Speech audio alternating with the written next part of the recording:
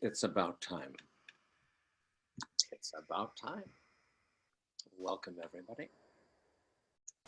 Lovely to see you all. And welcome to the chat. And I do have some questions from you. Um, a lot of them are vortex questions. We'll go over them. And if anything gets awakened during the time we're chatting, please write them down on the side or put your hand up, ask a question. Gladly take them.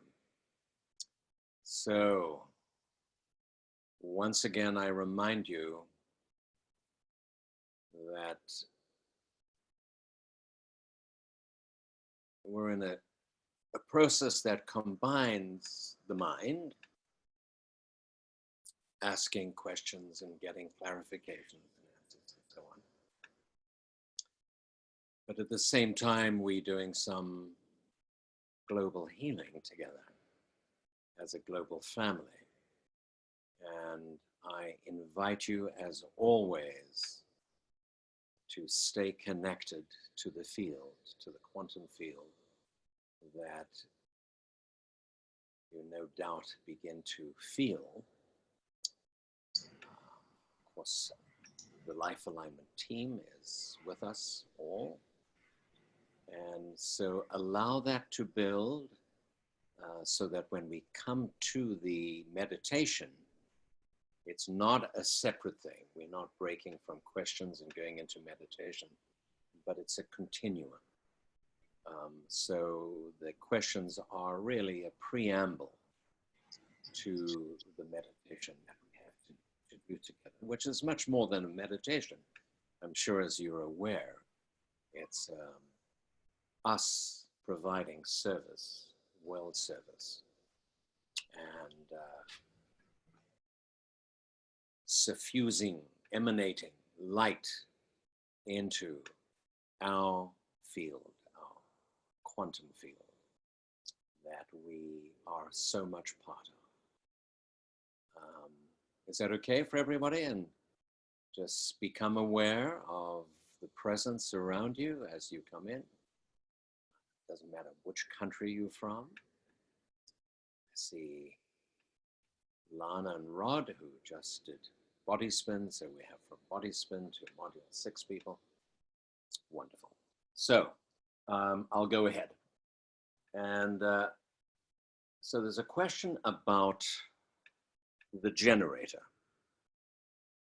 Someone's client bought a generator who happens to be quite psychic and put it up and saw that it had a murky energy around it and took it down and returned it, spewing out gray, sticky, mucus-like energy into it. So any thoughts or suggestions on how to discuss this with her? Which is so interesting, really, because, and it sort of makes sense, because the generator is really the heavy artillery. It does the amplification of the other cards, but it is very much an earth card. It really helps to cleanse, detoxify the energy that from geopathic stress. So in its initial stages, and this may happen with other cards, in its initial stages, it's going to do the work of cleansing. And so one may feel that, sense that toxicity for the first while, because I know in many instances, when we had groups, we placed a rainbow and everyone felt great. And then I placed a generator and a lot of people said, too much, because it is intense. And what it is doing partly, it is initiating a very powerful, it's a very masculine energy. It's very earth, but masculine. So it sort of combines with Mother Earth in that way. So it does a lot of work of clearing the geopathic stress. So it sort of seems logical that it would accumulate that energy in the process of cleansing. My question, this is through Arlene from Andrew Powell. I don't know if you're here. Is Arlene on the call? Not sure. But it would be really interesting to see what happens on the second or third day. I don't know if any of you had the experience of placing a generator and feeling it too intense. I always suggest to people not to place a generator immediately. We place the rainbow card and whatever else is necessary. And after a few days, when there has been cleansing, when there has been balancing, place the generator. It's like when the generator is placed together, and I'm not sure if there was a rainbow card yet, but when it's placed together, there is immense cleansing that is going on, because there has to be cleansing in order to bring balance. You understand that? Does anyone have any questions around that? So I'm going to send this back to Andrew or through Arlene and find out if this particular person allowed the card to be on there for a while. But I'm sure, who's had an experience with the energy of the generator and felt that? It is intense, isn't it? So that's why we often place it a few days afterwards. It's used for cities and towns. So we know that it has tremendous power. And we've placed some in Turin, Francesca, we were together. And I see Lana and Rodney, we placed one in Stanford. How did that affect the town? You feel it at all? No. But it was a dramatic shift of energy. It was placed in a church with very negative energy. I was guided, by the way, you can use Google Maps. I've never done that with a big city, but in the small town of Stanford in South Africa, I used Google Maps, saw a location on the map, said, I gotta go there, arrived there, and there was this church with very negative energy. And of course, it takes time. And part of that time is having to cleanse the negative energy. You get that? All right. And then a question about the mini pendant compared to the larger pendant. And it's a very logical question because our large pewter pendant has a much larger card than some of the mini pendants, particularly the small one. And it was a concern because initially the mini pendant was designed for children, but I saw that many adults were buying the mini pendant, and so we condensed a lot of energy into that little card. And I would say that the mini pendant has about 85% of what the larger pendant has, but it is more than adequate for anybody, for an adult. But so people somehow, from a design and aesthetic perspective, have preferred wearing the mini pendant. It does the job. And we did a number of testings around that because I was concerned about the size of it. All right.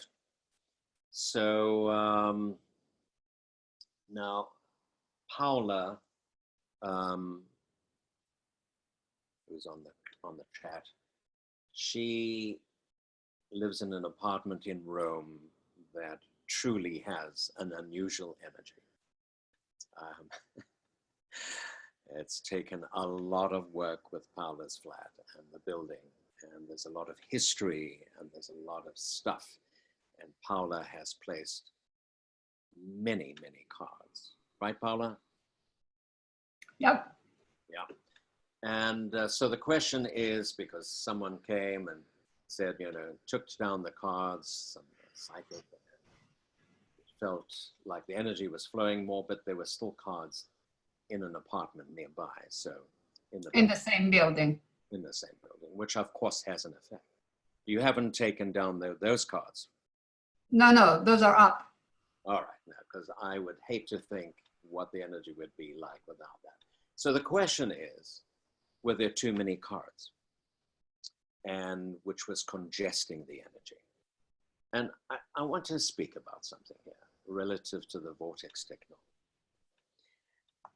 As we know, I know this is hard to swallow and understand, but as we know, the cards have consciousness, or the beings that work through the cards have consciousness, not the piece of plastic, but the energetic field, the quantum field, seems to know what it needs to do and who's there and what needs to happen. Now, I've said this many, many times, that the card will never do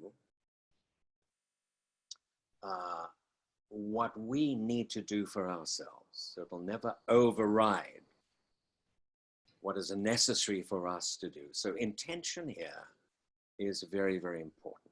And Paula thought, well, maybe there's a lesson here for me, because she placed everything under the sun on her flat, and it's a small flat.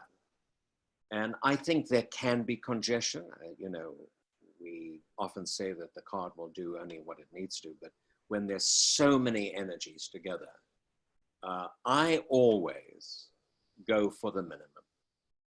In other words, what is absolutely essential for balancing a home.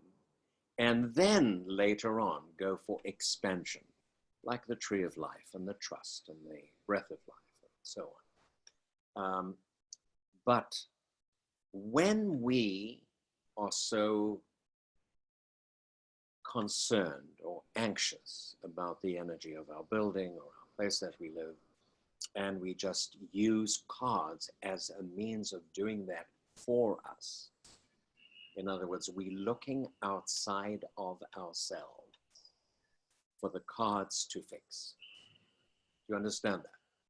Which is contrary to the perspective of the energy that works through the cards, which is trying to teach us, with the help of tools. We do need tools when there's geopathic stress and electromagnetics. We do need tools, like we need crystals and we need essential oils and so on. But we should never create a dependency on anything external.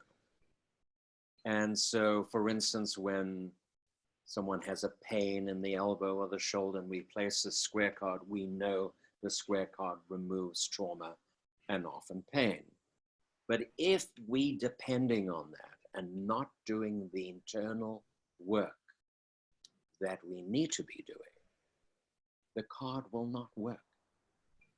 And often I get that as a message. The card's not working. It's saying, there's something else that needs to happen. Do we need a balance? And then you do the balance and suddenly the card works. I had an interesting experience this last weekend. We did a workshop in London.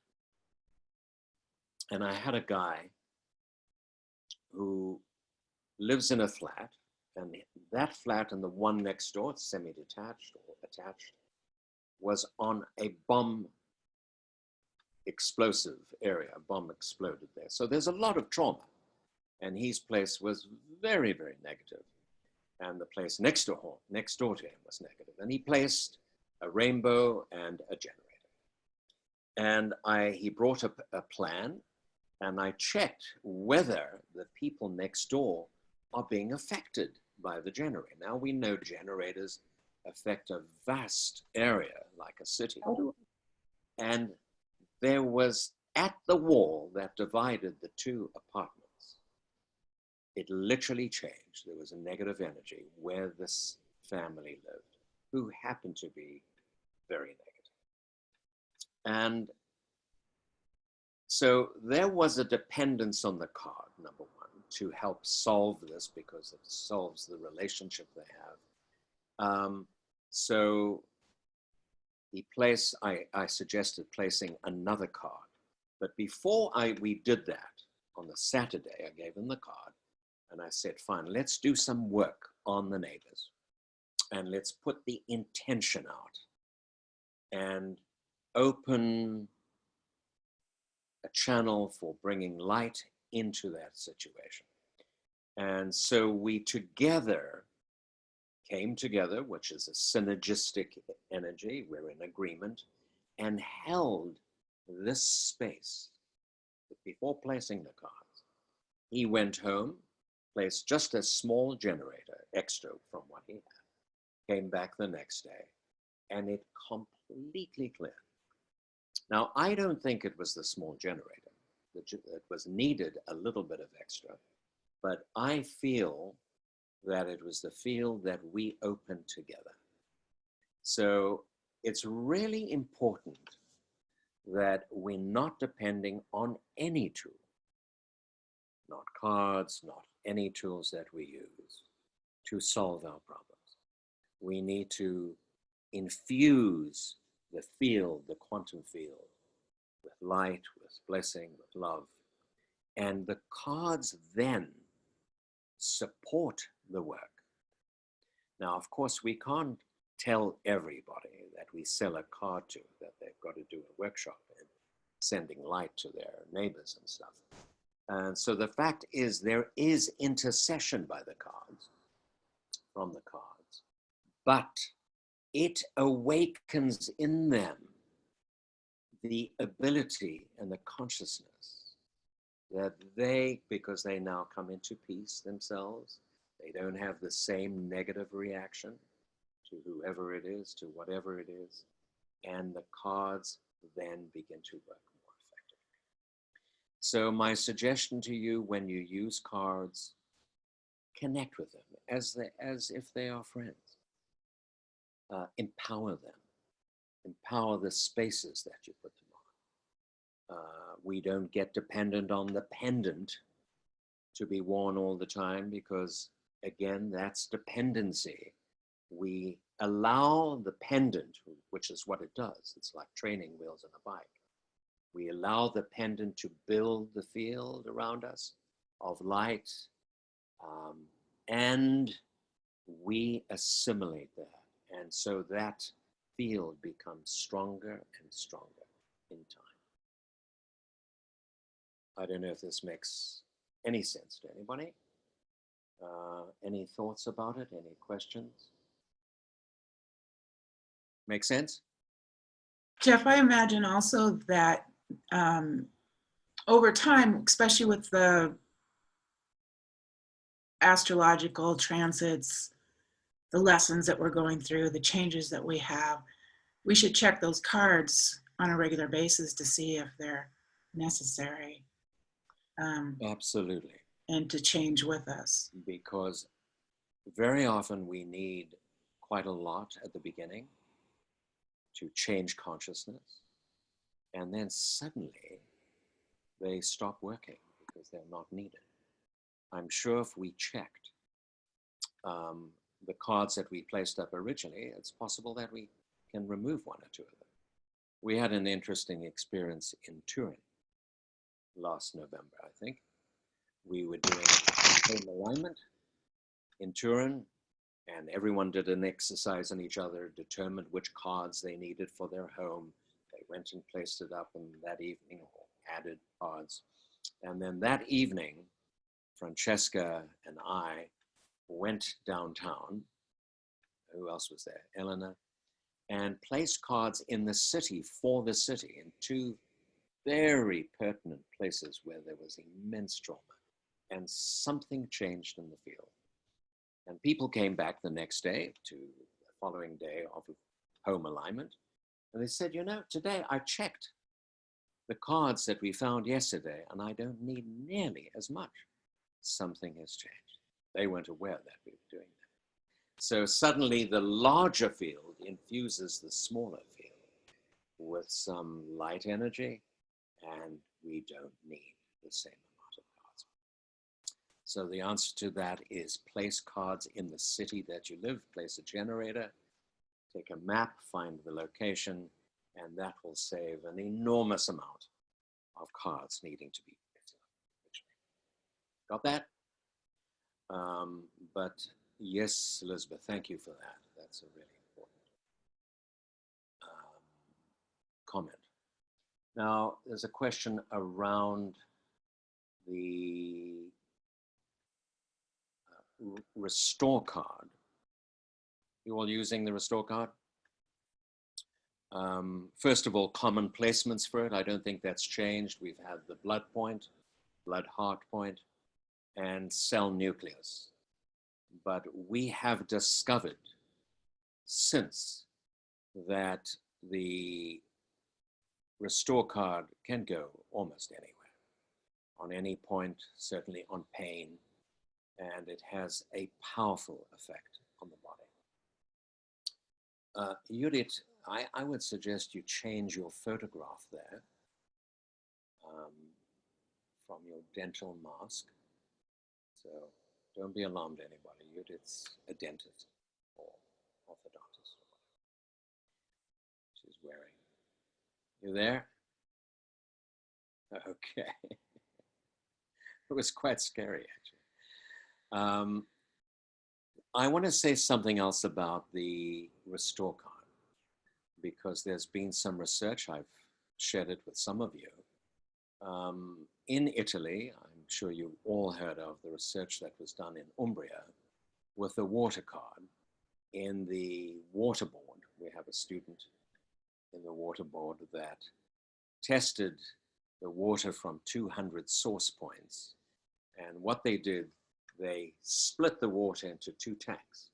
One tank they didn't place a card, and the other tank they placed the water card. And every single time, and they do that, of course, they test the water to see how much chlorine is needed, what E. coli, what bacterial count. Each time where the water card was placed, there was not a need, there was no need for chlorine. It seemed to deal with the bacterial count and the E. coli, but it didn't deal with the chemicals. So I came to Umbria this time, and she said, yes, we've done some research using the restore card, and they tested it. I didn't even tell them, I didn't know about this. And now they use the restore card with the water card, and the restore card clears the chemicals. So between the two of them, between the water card and the restore, the bacteria and the chemicals. Now, I'm not saying you do this instead of purifiers, because there are other factors. But, and it makes sense to place it on the blood point, because it's dealing with chemical toxicity and the cell nucleus point. So it sort of makes sense. And please do give me your feedback of your experience with the restore card, because I'm hearing amazing stories of healing all the time. Jeff, can I ask, what chemicals are you talking about that would be in the water, for example? You know, chemical contaminants, you know, arsenic, and, you know, all sorts of other chemicals that there's a range of chemicals that are in water. And so it seems to neutralize or whatever, transmute them. Jeff, I remember that one thing that wasn't cleared in the water experiment was the radioactivity. Yes, no, it doesn't do the radioactivity, Okay. because that takes a more of an electromagnetic card. Thank you for that. So water, of course, is not going to clear it, and restore will clear it. So that's an interesting research, because it could be that we need to place a mobile phone card there, or a rainbow, to see how that affects the radioactivity. Maybe Sylvia, you can transfer this information to Rita and see if they can do experiments. Good, thank you for that. Jeff, may I ask about fluoride? The what? Would it resolve fluoride?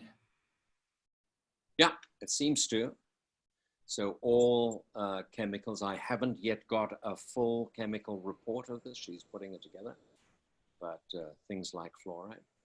So it doesn't remove it. It somehow transmutes it and changes its molecular structure. We know it does that with the blood, and it does that with water. So Ingrid, I saw you there. I have a question from you about working with the meridians on a long distance balance. Are you talking of a long distance balance on a surrogate person or on a chart or what? Say it again, please. You say you do the meridians after a long distance balance. Is that through Yes. a surrogate? That's a surrogate. I have a surrogate on Okay. the mat. So you have a surrogate on the table and Yes. you're doing a long distance balance. And of course, there's no emotional processing with that by the surrogate. So No. you hold the second hand at the solar plexus. Thank you. No harm doing it at the brow, but there's no emotional charge to release. No. Okay. So the other one is from Anne Marie. Is Anne Marie on the call? Anne Marie McKay. View practitioners required to do, as the case may be, regard to protecting ourselves and the workplace environment from negative energy that is released from the client during the balance. And she asks, well, what if I'm not in my own space and I do it elsewhere? So, of course, to protect ourselves, one of the reasons the pendant was created was for personal protection, so that we do not take on the negative energy. The other part, when body spin came into being, which was in 2005, after many years of doing life alignment or body alignment, the seed and resonance actually help to protect us. They create the vortices that are protected, but it's still useful to wear a pendant card. Now, in terms of cleaning the space, she speaks about smudging, some people do to their space, but we place the octagon card, which is a space cleanser. And we don't have to do it anything after each session. It's just done all the time. And whenever there's some negative energy to release, it starts working. So, and you just keep it there. And again, I would bring consciousness into that so that we empower the octagon. And so hold the consciousness of putting light in. You can smudge if you want, but it's like you saying to your dear friend, the octagon, all right, guy, it's time to cleanse. And so we begin to develop consciousness and mindfulness with the tools that we use. Is that understandable? And it just empowers everything. And it takes, we then take responsibility for our reality rather than depending on another person or even smudging, sweetgrass, sage. We take responsibility in co-creation with the gifts we've received from the universe to do the work that we need. Okay? So you put a water card under your food or you use the wand for your food. We engage with that and we bring consciousness into that, mindfulness that we are now cleansing our food. Okay? So any clearing that's needed before or after client arrives, if you have the octagon, anyone not have an octagon in their treatment room? You have octagons? Anyone have an octagon? Hand up. All right. So when doing a long distance on tree of life or circles, is energy being released into the environment where my books are placed or into the space. So again, if the octagon is placed and there is whatever cards are needed to make the space that we're working on harmonious to our body and to the work, you should never have to do that. In other words, if you held a pendulum in your working space, it should spin which way? Clockwise. Okay, which says the bovi on the bovi scale, we've learned to do that, it's a high frequency. So we want to create a sacred temple, not only of our homes, but certainly of our workspace. And as we create that with a high frequency on the bovi scale or any scale, we're going to transmute any negative toxicity. Okay? So Helen, interesting question. Whilst different diseases are prevalent at different times in the history of humanity, cancer seems to be particularly prevalent now. There are so many different types of cancer affecting different organs and systems, with many underlying factors contributing to the causes and requiring treatments, both conventional and or alternative, that have various outcomes. Can you please discuss the metaphysical aspects of cancer and your understanding of why this is the epidemic of our time? Well, I don't know if we have to go into the metaphysics of that enough to look at our stresses, lifestyle, toxins, electromagnetic frequencies, everything we are being bombarded by. And we know from all the literature and all research that this causes mutations in the DNA, it does cause cancer, chemicals in our food, chemicals in our homes, in the air, chemtrails, GMOs, what have you. And our Wi-Fi's, and we're just about to go into 5G. Does anyone have 5G where you are? Yet? Elizabeth? Sylvia, there's 5G in Rome? Have you tested it? No. So, you know, that's going to increase. It just came in the last weeks. Yeah. This is going to dramatically increase the incidence of cancer. Now, from an energetic perspective, it's equally, in fact, I would say far more invasive than the physical stuff. And of course, part of that is the Wi-Fi and all the frequencies. But in very simple principle, anything that takes us away from our base frequency, which we know as the Schumann resonance, 7.83 Hertz or whatever it is today, anything that takes us away from that and takes us away from our natural frequency is going to cause toxicity, inflammation, and disease. And it would be quite difficult in a city today to find anything that is on the Schumann resonance because of the tremendous incidence of towers and masts and all the electromagnetic frequencies that take the environment far, far, far from the Schumann resonance. Are you all familiar with the Schumann resonance? It's the base frequency of the planet.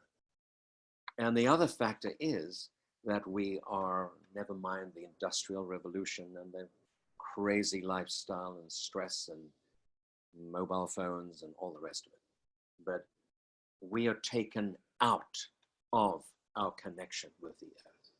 So if we would take time each day and earth and connect with the earth, connect with nature, there probably wouldn't be an incidence of cancer to the same extent, because the earth has this amazing ability. And of course, unless you're on a geopathic stress line, which does cause cancer, but the earth has the amazing ability to restore our natural frequency. And the shoes we're wearing, the lifestyle, walking on concrete all the time, we are disconnected from the natural kingdom and the natural frequencies. And so it is an epidemic. What is the higher cosmic metaphysical reasons, it's difficult to say, but humanity has gone crazy. Anything anybody wants to add to that?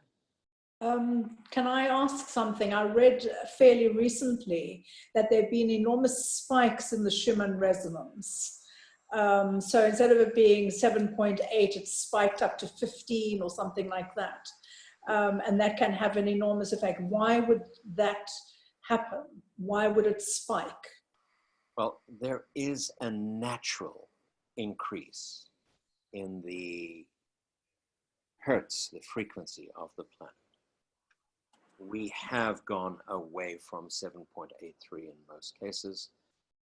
The planet is moving through an evolutionary process.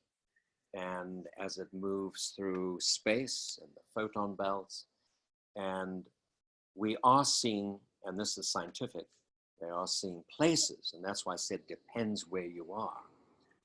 There are some places that have up to 16 and more, and it's enormously stressful on our bodies to harmonize with that. And that's one of the big causes of cancer. In the biggest experiment were the early astronauts that went out and went out beyond the Earth's healing orb field, away from the Schumann resonance, and they got extremely ill. All sorts of symptoms occurred very rapidly.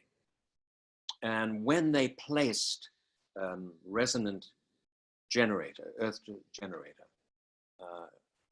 that reproduced the Schumann frequency in the capsules, all of these symptoms ceased. So it's difficult to say what now is the Schumann resonance, but our bodies, and this is done on many people, on healers, that natural base frequency is around 7.3. But when we come into cities where it's 12 and 11 or 15, it's extremely difficult for our bodies. We are electromagnetic in nature. And so when the field is way beyond, our bodies go through enormous stress and we go into fight or flight and freeze. So, we understand the vagus nerve that is completely out of balance and the autonomic nervous system. And there's very little of parasympathetic rest and digest and grow and heal, because most people in these frequencies are in fight or flight. And that's, I would say, Helen, that those are the main causes. I don't know cosmically what that might be, but we're doing it to ourselves. We're doing it to the foods we eat, to the oceans, to our seafood, to our food through GMOs. We know they cause cancer. And the chemtrails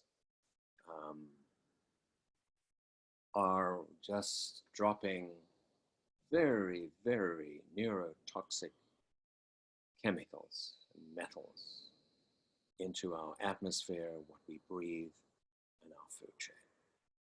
So I think those are things. Now, what do we do about that? And that's one of the reasons Vortex came about, is the cosmos, the universe saying, guys, don't get into victim here and into doom and gloom. We can devise a way to help protect ourselves and transmute. Next week, I'll be in Bali at a conference that is considering these very, very things. Chemtrails, GMOs, big pharma suppression, all of this stuff. And there will be the top experts around the world that are coming to speak at this. And I feel very privileged. I've been invited to present certain solutions to some of these problems using our technology. So hopefully I can go live. If I do, I'll report it in the next chat and see what happens. But there will be healers, other healers as well. So there is spiritual solutions that are offered. And the main thing, of course, is not allow any of this, including Wi-Fi and so on, to throw us out. But it takes help. We can't do it with our own mind and our body. It does take intercession.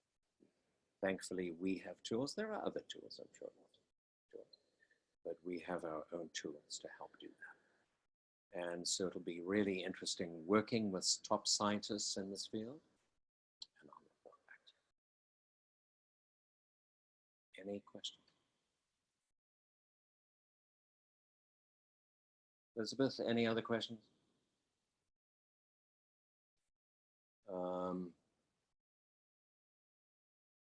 We had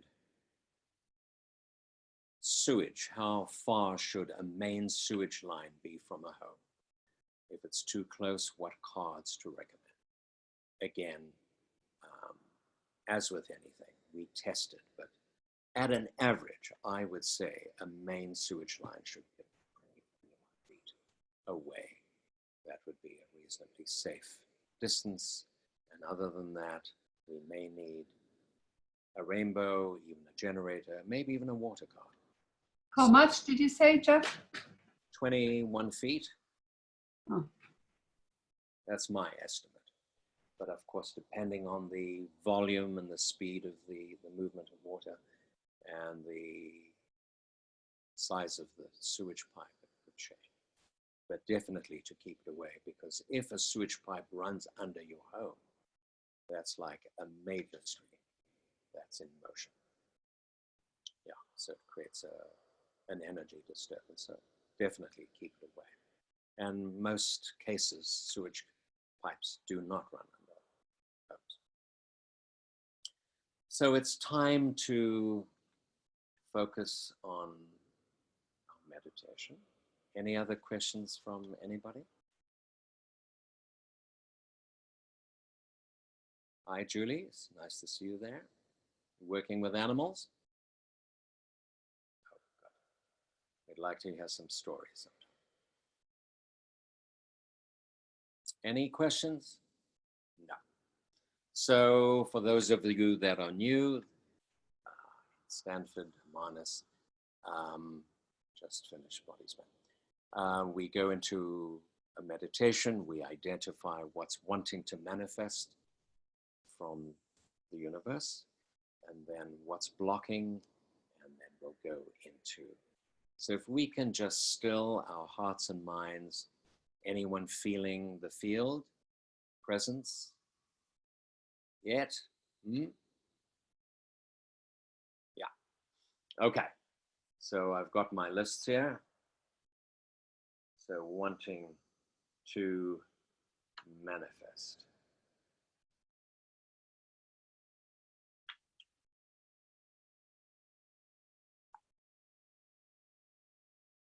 And you know, very often the manifestations come out of the talk. So it's interesting that the word intuition is coming up, because the answer to most questions would be use your intuition. We have ways of testing for that and using pendulums. But so I think it's an interesting word. Let's see.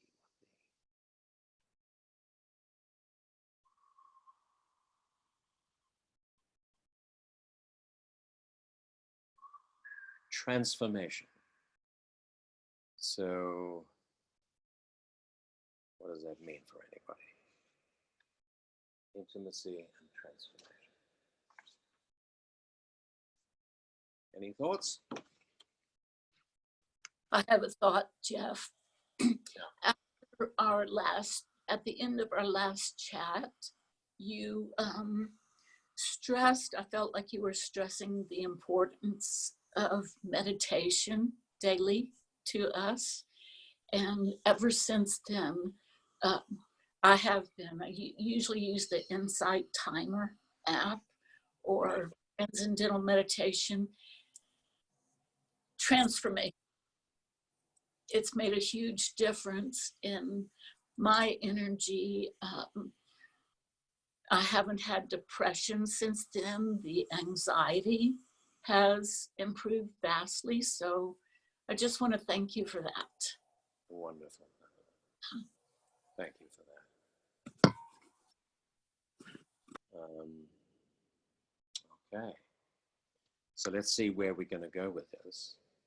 So to what's blocking in terms of the emotional patterns. We have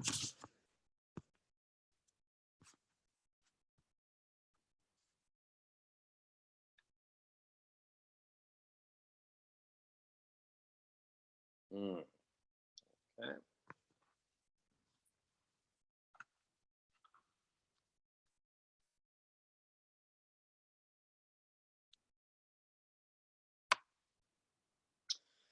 So we have logic or logical mind. That is, the other word is transgression.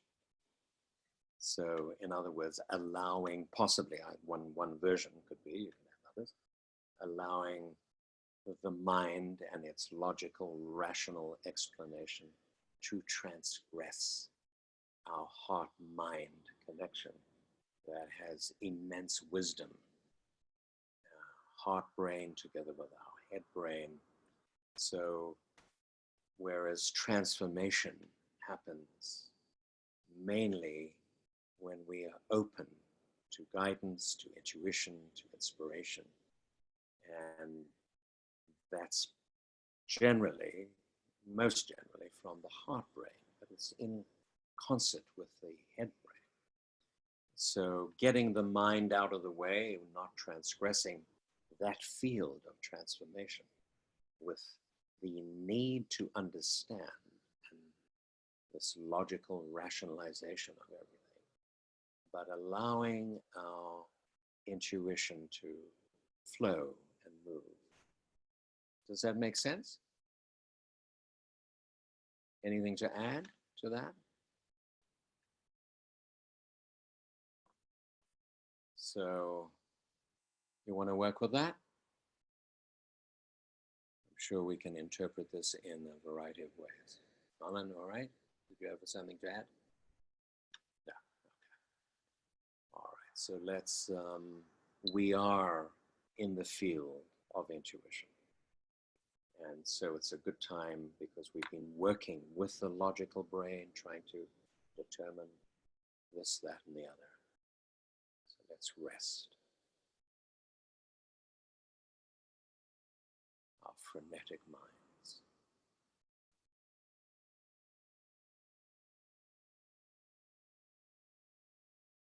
And come into a space of stillness.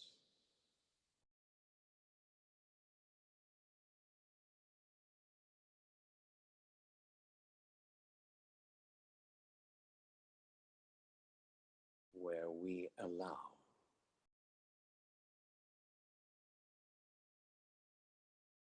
the flow of essence, the flow of spirit, energy,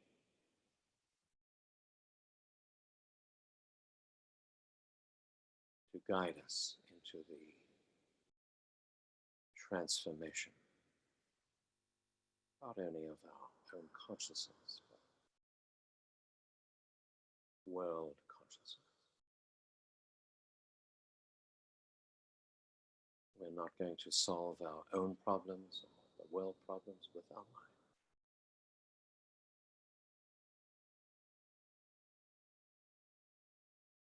It's only through the intuitive flow of inspiration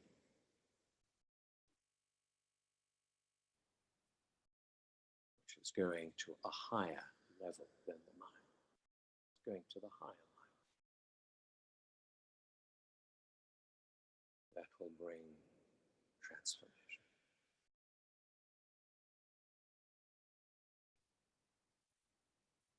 So again, this is a mental concept. And let's transcend that by just allowing the field that is present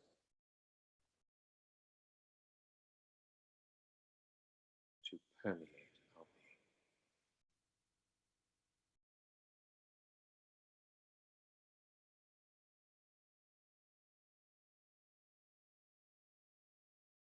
So all the questions will calm down. The doubts, resistance. And we just surrender willingly to the flow of life, to the unexpected,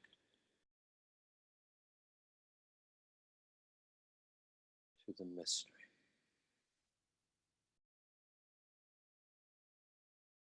That far transcends the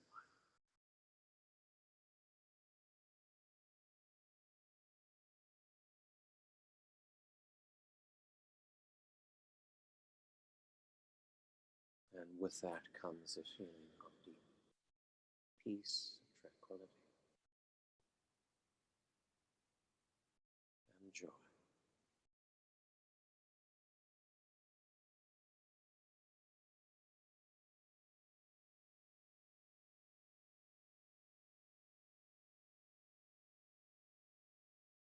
And everything calms down.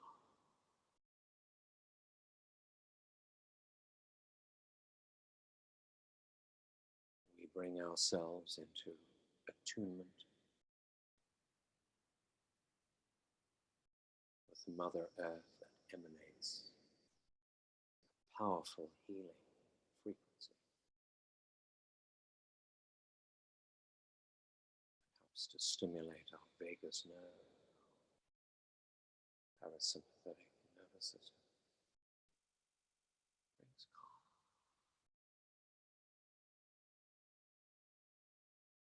And in that state of rest,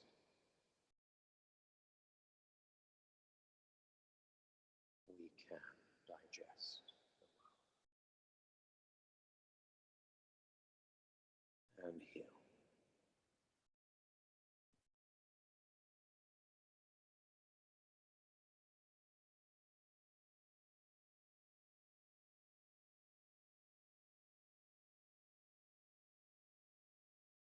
And we do not do that alone.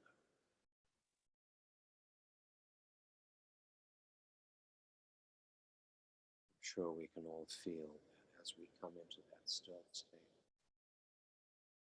we are flooded by loving support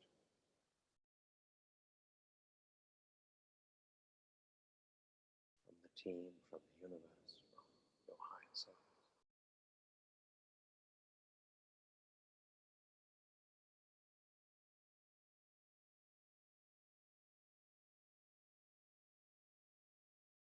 And the true design for which we have come, our true nature,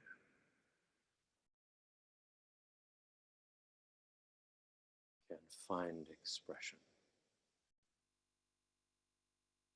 with great ease, with grace.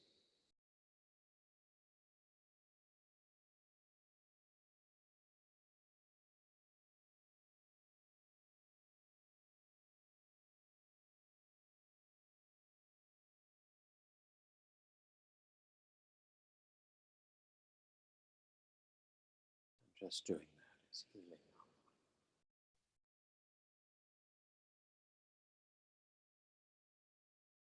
Healing the body of the world, planet, humanity.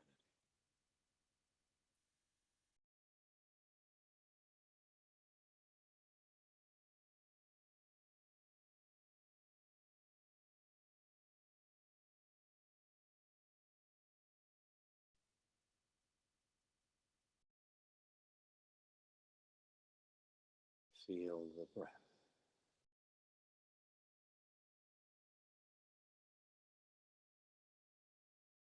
Become slow and gentle, which in itself calms the nervous system.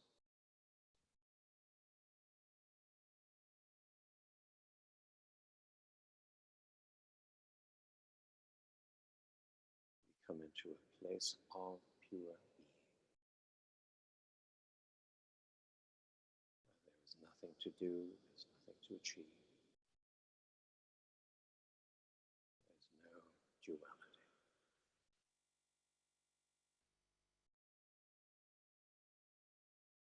It's a state where we are so connected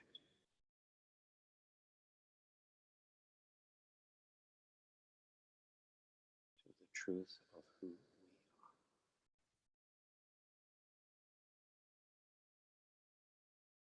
Our soul to our beloved.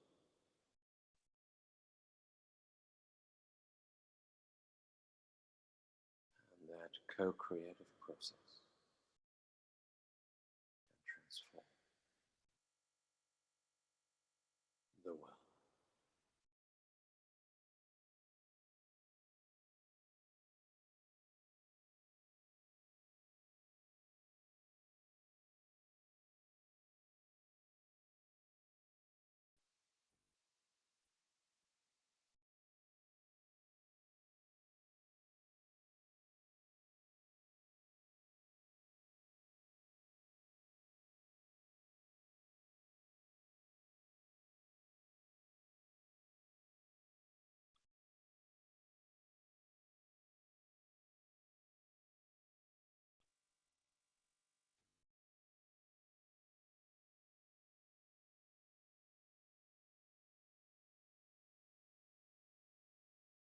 And our heart opens and expresses deep gratitude for the amazing privilege and joy of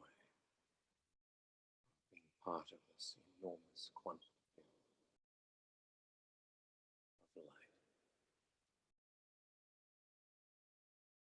Be part of the transformation,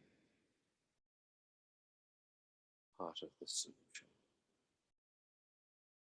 rather than the problem. We are the solution. And we do that together. We cannot do that alone. Together with each other at the physical level, together with a host of light beings that support us. True cooperation, co-creation, true love.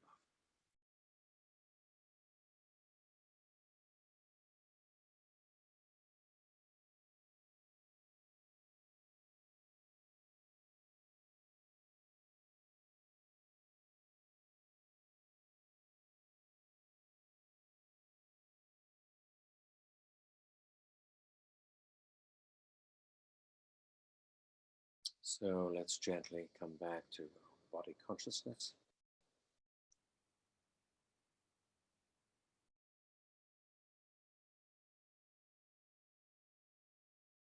And yet staying connected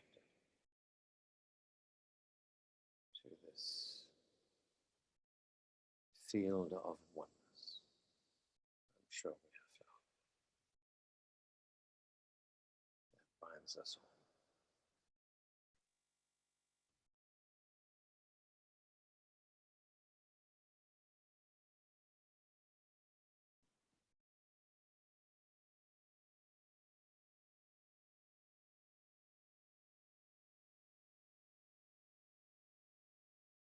It's wonderful that we can, from different places on the planet, create this network of light,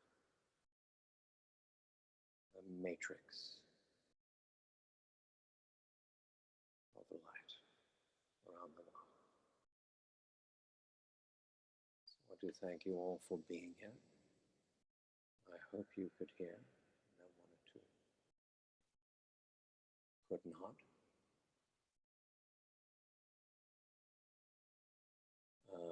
Elizabeth will determine our next chat afterwards. We'll let you know. Hope that was useful for you. And thank you for your questions your presence. Extend enormous love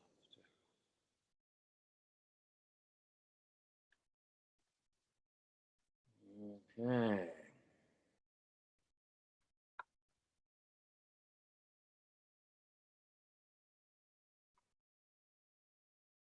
Hopefully we'll see some of you at the conference.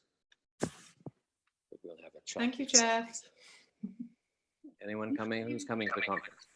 Thank you, Jeff. Thanks.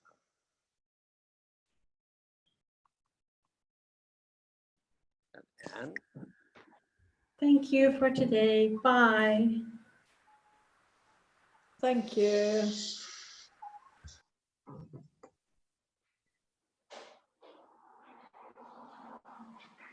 Thanks, Elizabeth. Thank you, Elizabeth. You're welcome. Thank you, Jeff.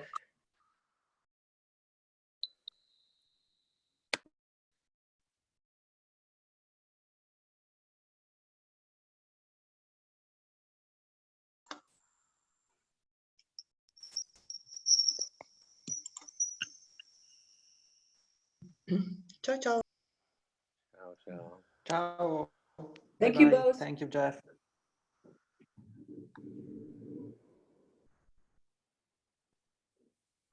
Guys from Stanford there. Welcome to the chats. Thank you very much, Jeff.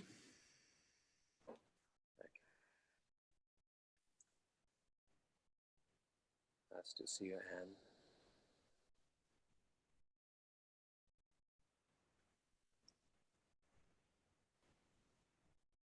Judith, you look much better.